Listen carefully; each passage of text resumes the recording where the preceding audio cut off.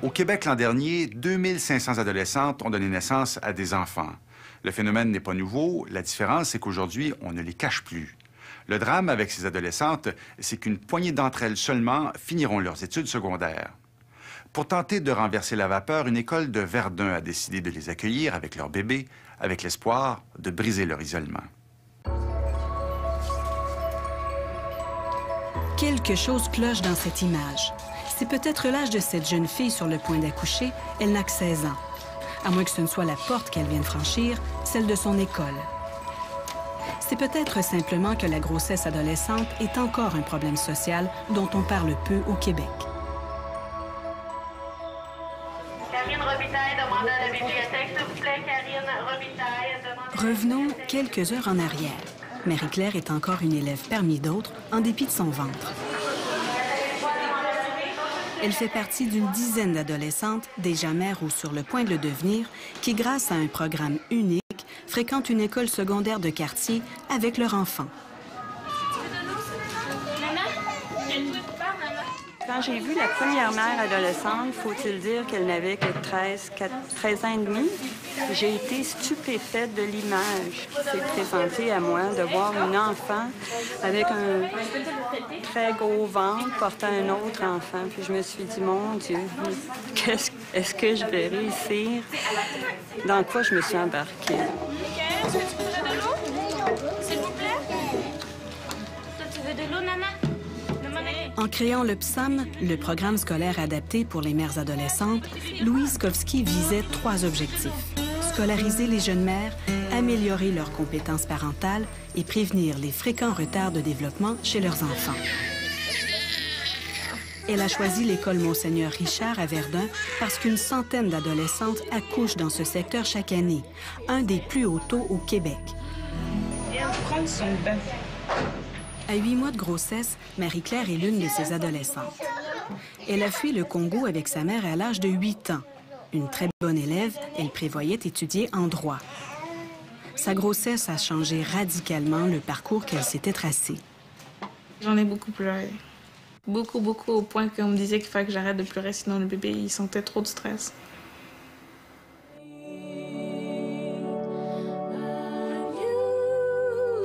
Marie-Claire peut encore compter sur la présence de son petit ami, une exception dans les statistiques. Elle avait 15 ans, Philippe 22, quand ils se sont rencontrés dans la chorale de leur église l'année dernière.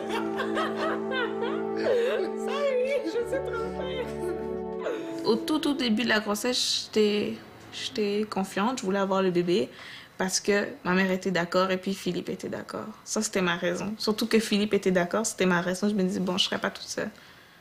Mais entre moi et le bébé, il n'y avait rien. Pas grand-chose. En tout cas, il y avait le lien qu'on avait, qu'on était ensemble. Mais moralement, moi, je me disais pas que... Est-ce que j'ai envie d'avoir le bébé? Je me posais même pas la question parce que je me disais, vu que Philippe est d'accord, c'est correct. Qu'est-ce que mon amour? Est-ce qu'il a eu des coliques? Imaginez une adolescente qui ne désire pas au plus haut point avoir un enfant parce qu'elle a des ambitions pour l'avenir. Imaginez l'inquiétude, là. Et puis, comment peut-elle spontanément accueillir cet enfant très positivement? Ça demande un certain travail, une réconciliation avec ses besoins à elle. 18-30? Oui. Le pari que fait Louise Kowski, si on répond aux besoins de ces jeunes mères, elles seront mieux capables, à leur tour, de répondre à ceux de leurs enfants. Mais pour chacune d'elles, revenir sur les bancs de l'école, même avec un horaire adapté, exige de surmonter de nombreux obstacles. Maman va mettre de l'eau. Cynthia aussi avait 15 ans et un parcours scolaire sans histoire quand elle s'est trouvée enceinte d'Alexis. J'avais vraiment peur de dire à maman. J'avais peur de sa réaction.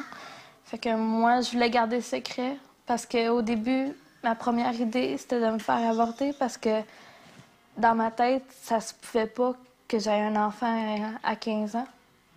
Fait que c'était ça mon idée, mais plus que le temps avançait, puis plus que la date d'avortement elle arrivait, mais ça marchait pas dans ma tête. Je pense pas que j'aurais été capable de surmonter ça, puis de faire ça. On sent dans le discours des jeunes filles, elles ne veulent pas avoir d'avortement, c'est contre leurs valeurs. D'autres vous diront, dans ma culture, ça ne se fait pas. Et finalement, il y en a qui ont carrément de la pression de leur famille pour garder l'enfant ou du conjoint, très souvent, qui, même s'il est de passage dans la vie des jeunes filles, peut parfois se faire une fierté à l'idée qu'elle portera son enfant. Et on sent la pression autour de ces jeunes filles-là. On va faire la casse-tête? Non. Non? Tu veux le faire?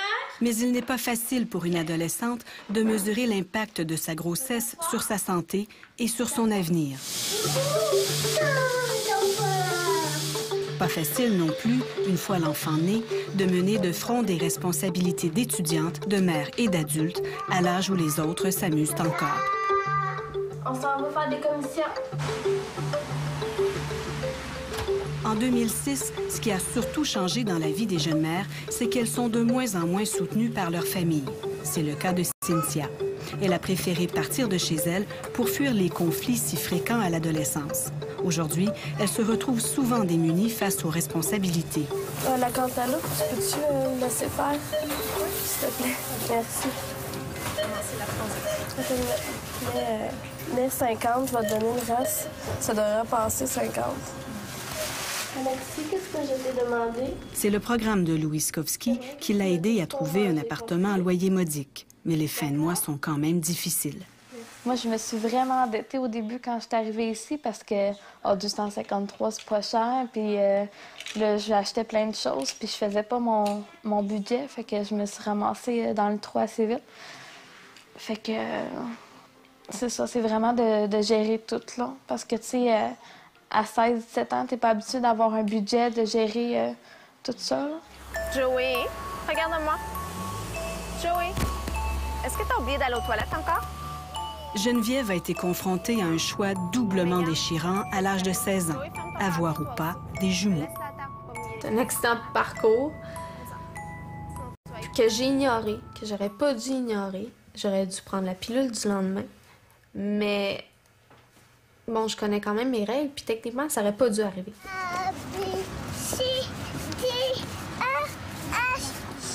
Moi, j'avais l'intention de me faire avorter sans que personne autour de moi le sache. Puis ça s'est pas passé comme ça. Mais c'est vraiment ça que j'avais décidé de faire, là, de garder ça très, très secret. Parce que oui, on est gênés, on a honte un peu à la limite de la situation. Allez, hop! Quoi? Si la grossesse à l'adolescence est un accident de parcours, poursuivre cette grossesse est un choix. L'an dernier, environ 2500, soit le quart des adolescentes enceintes au Québec, ont fait ce choix. Maman va t'aider à enlever ton manteau. Quand elle a su qu'elle avait des jumeaux, elle est arrivée chez moi. Elle était toute contente. « Maman, j'ai des jumeaux. » Je l'ai regardée, je dis « Oui, puis tu te fais avorter. »« Oui, mais quand même. » Je dis « Oui. » Mais je voulais pas l'influencer. Pour moi, c'était bien important. C'est sûr que dans mon cœur à moi, je préférais qu'elle les garde. Puis elle le savait. Elle connaît mon point de vue là-dessus. Dis-toi que c'est pas drôle. T'aimes que tu fasses ça. J'arrive un instant. C'est sûr que ça fait réfléchir, là. Ça fait deux petites vies dans notre monde, si on veut. Puis de les porter, de les sentir en moi, c'est ce qui m'a fait le plus changer d'avis, je pense. Geneviève a choisi de poursuivre sa grossesse parce qu'elle pouvait compter sur l'aide de sa mère, avec qui elle habite encore. Et c'est moi qui ai été jugée comme une mauvaise mère. J'aurais dû forcer ma fille à se faire avorter. Je trouve ça aberrant. C'est pas ma vie, c'était pas mon ventre, c'était pas mes bébés, c'était à ma fille de décider ça. Puis là, moi, je passais pour une femme pas réaliste. Ta fille, elle va gâcher sa vie, tu vas la laisser faire. Tu veux que je t'aide? Le programme a permis à Geneviève de reprendre ses études interrompues. Elle a été une des premières mamans à le compléter avec succès. Et elle en est fière de contrer tous les préjugés qu'elle sent peser sur les mères adolescentes.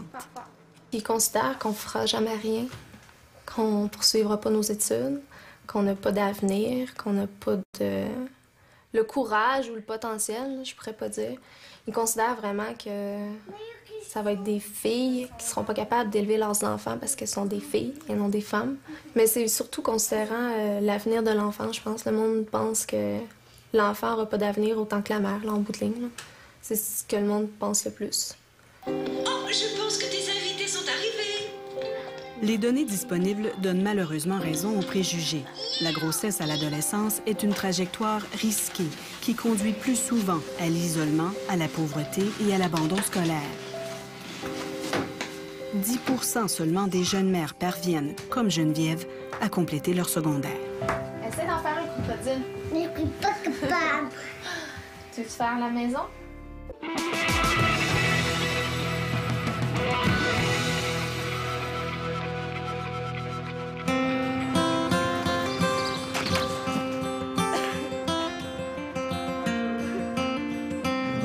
Voici sans doute le plus jeune passager de la commission scolaire Marguerite Bourgeois.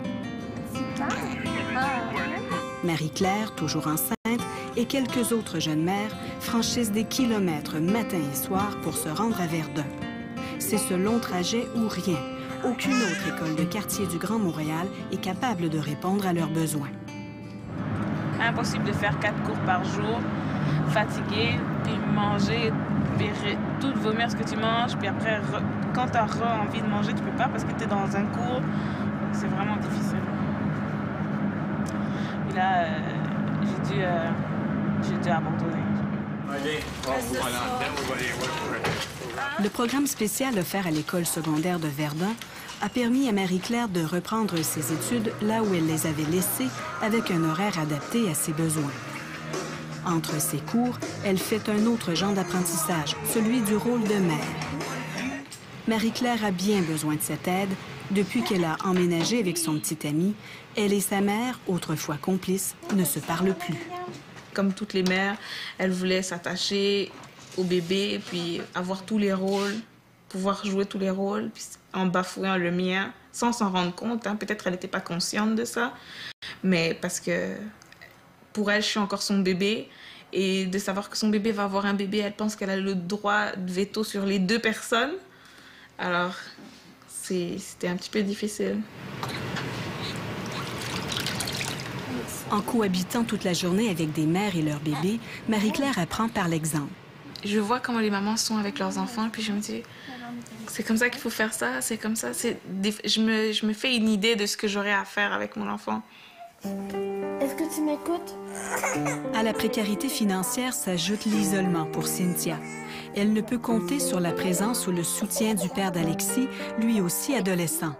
C'est une absence qu'elle a elle-même connue dans son enfance. Les mères adolescentes répètent souvent le modèle de famille monoparentale dans lequel elles ont grandi. Ma mère a tout le temps été là pour moi, tandis que mon père n'a jamais vraiment été là pour moi, puis c'est la même chose pour Alexis, là.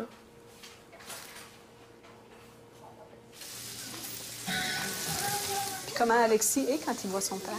Est-ce qu'il lui arrive de le voir un peu? Oui, ça l'arrive, genre une fois par 6 mois. Mais il est content, mais après quand il a vu son père, après les semaines puis les jours à venir, il est beaucoup agressif, puis je rush plus avec. Non? Pourquoi tu penses? Parce que son père, il vient pas le revoir, puis il comprend pas pourquoi. Peut-être qu'il pense que c'est de sa faute aussi, ou que c'est de la mienne. À cet âge-là, il comprend pas, tu sais. Ouais.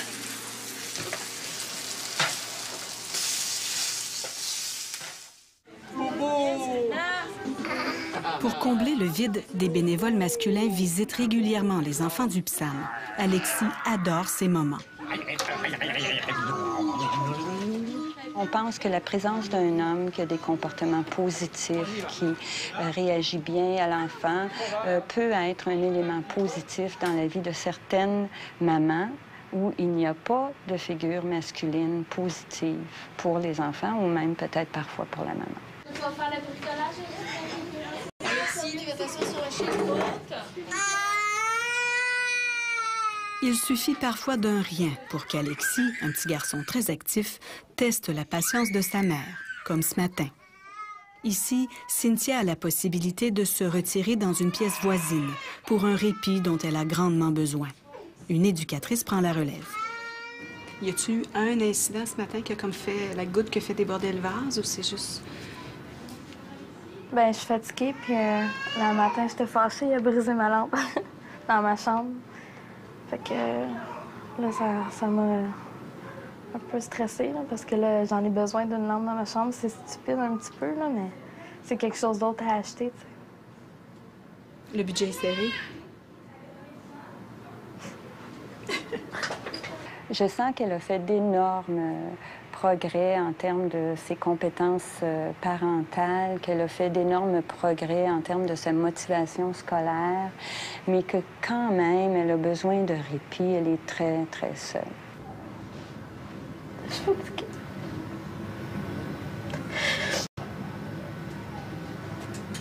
Ça arrive souvent? Super. Quand je suis fatiguée, ça n'aide pas non plus. Là. Est-ce qu'Alexis sent ta fatigue, tu penses? Oui, il est pire quand je suis fatiguée. Il sent quand tu fais le quand tu es fatigué. Puis qu'est-ce que vous prenez comme truc, vous, quand vous sentez que votre patience est à rude épreuve? Comme toi, Sabrina, qu'est-ce que tu fais quand tu sens, là? Ben, c'est pas même affaire pour William, un bébé. ouais, mais c'est ça. Je le laisse à mes parents. Tu laisses à tes parents? Je laisse à mes parents. Je m'en vais juste comme dehors 2 secondes. Je ressors même des fois, c'est rare, ça m'arrive. C'est vraiment rare. Mais quand ça t'arrive, tu sais que tu peux compter sur tes parents, dans le fond? Ouais. Des fois, je pleure. Ça fatigue, là tu pleures, puis... C'est bien. Ouais, ça fait vraiment du bien. Son bébé, ça tu pleures en même temps que lui, puis... c'est le fun. Carole, la mère de Geneviève, a tout laissé tomber pendant 2 ans pour s'occuper des jumeaux. Toutes deux vivent de l'aide sociale. William, décide pas sur ma tante. William. C'est connu et regretté dans le milieu des services sociaux, les mères adolescentes utilisent très peu les ressources communautaires. À Verdun, malgré leur nombre élevé, seulement une poignée d'entre elles ont recours au programme de Louis Skowski. Comme Geneviève, elles sont motivées par un même désir, obtenir un diplôme.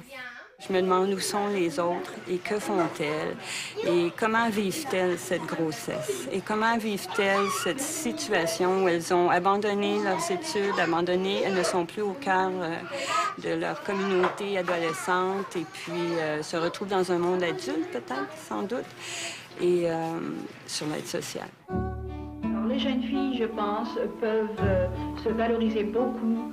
Le Centre Rosalie Jeté, une institution à Montréal, a été la première ressource pour les filles-mères, comme on les appelait il y a à peine 40 ans. Essayant des plats, en confectionnant une robe. C'était l'époque où on les tenait bien loin des regards. Aujourd'hui, l'établissement relève de la Commission scolaire de Montréal, mais accueille encore exclusivement des jeunes mères. Pendant la journée, les enfants sont de leur côté en service de garde.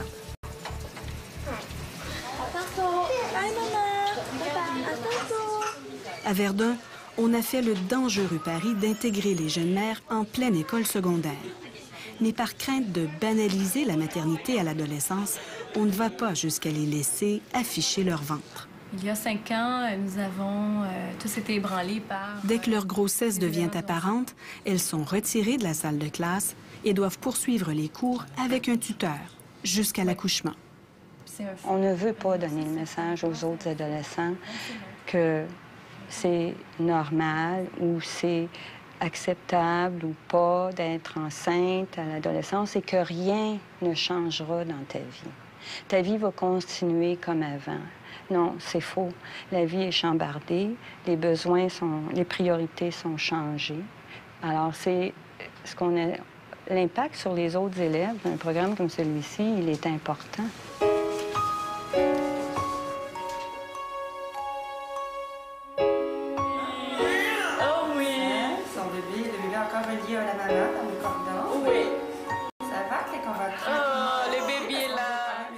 Quand elle a finalement accouché, 2 semaines plus tôt que prévu, Marie-Claire avait réussi à créer un profond lien d'attachement avec son fils. Et aujourd'hui, elle a d'ambitieux projets pour l'avenir. Dans 5 ans, j'espère qu'il aura une petite sœur, là. Mais je dois encore discuter avec Philippe. On va commencer par 1, mais tu sais, quand même, j'y pense. Dans 5 ans, j'espère que j'aurai presque fini l'université. Dans 5 ans, il sera super grand, il va commencer la maternelle. Je pense à tout ça. Et Marie-Claire et son petit ami ont fait le grand saut cet été. Malheureusement, la mère de Marie-Claire n'était pas au mariage. Elle n'était pas au baptême non plus. Les deux femmes ne se sont toujours pas réconciliées.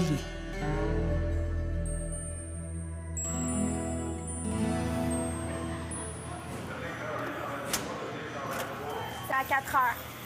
On va le rouvrir à 4 heures. Geneviève, elle, s'est trouvée du travail à temps plein pendant l'été et les jumeaux se plaignent de ses absences. Mais elle éprouve une grande fierté à ne plus dépendre de l'aide sociale. Elle rêve maintenant de déménager. C'est arrivé quelques fois qu'ils m'ont demandé quand on allait déménager. Donc, je crois qu'ils ont hâte, eux autres aussi, d'être seuls avec moi, finalement, au lieu d'être plusieurs personnes. Donc, je pense qu'ils ont hâte, eux autres aussi.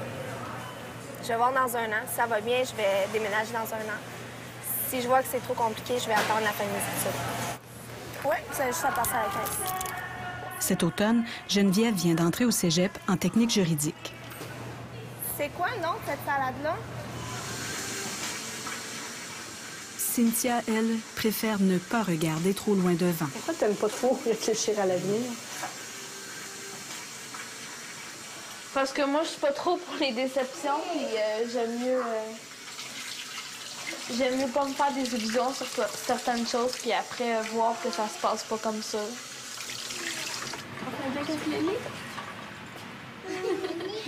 Cynthia est revenue au PSAM cet automne pour une 3e et dernière année. Je vais t'en mettre sur le nez. Oui, toi aussi. Toi aussi.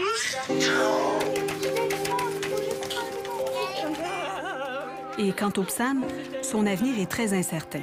La Fondation Chagnon, qui finance les 100 000 $ qu'il coûte annuellement, vient de se retirer de tous ses projets communautaires.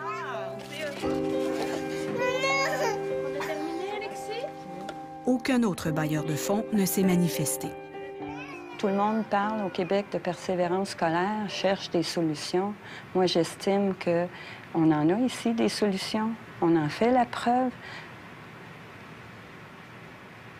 Nous aimerions bien la partager avec d'autres et la maintenir, cette solution. Il faut dire qu'avec les efforts de prévention et l'accès à la pilule du lendemain, il y a de moins en moins de mères adolescentes au Québec. Leur nombre chute d'année en année. Une adolescente enceinte sur 2 avait recours à l'avortement il y a 10 ans. Aujourd'hui, c'est 3 sur 4. Mais il restera toujours des adolescentes, comme Geneviève, Cynthia et Marie-Claire, qui feront le choix de poursuivre leur grossesse. Aujourd'hui, un défi de plus en plus grand à relever. En fin de compte, ce qui cloche dans cette image, c'est peut-être la main tendue de Louis Skowski, qui ne sera bientôt plus là pour les soutenir.